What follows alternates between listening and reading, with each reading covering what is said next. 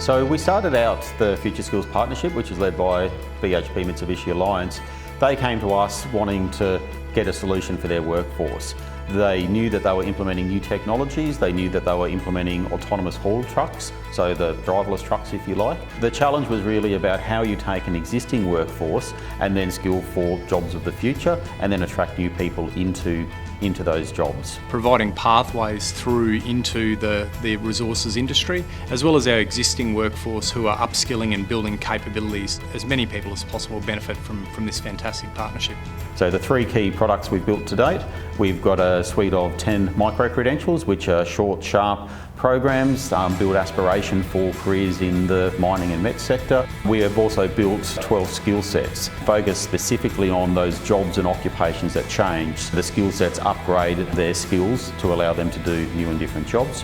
And then finally looking at who are going to be truly the workforce of the future and attracting them from a school age. So that's the Certificate 2 in Autonomous Technologies, which at this point in time has been delivered through schools. It builds aspiration for young people to think about jobs and careers in the met sector.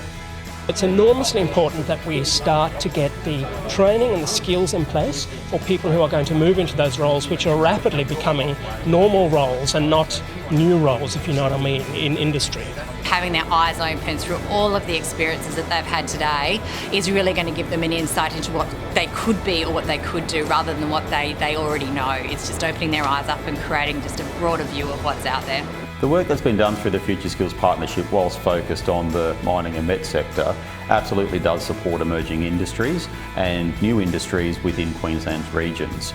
The fundamentals of most of the skill sets and the micro-credentials and even the Certificate 2 focus on what are the things that new technologies and different ways of working can be used to do and applied in industry.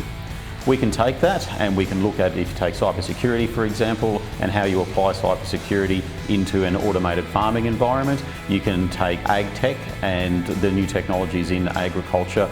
The fundamentals of what's been developed are still the same. At the end of the day, these sorts of programs and these partnerships create an agile and a competitive workforce for Queensland.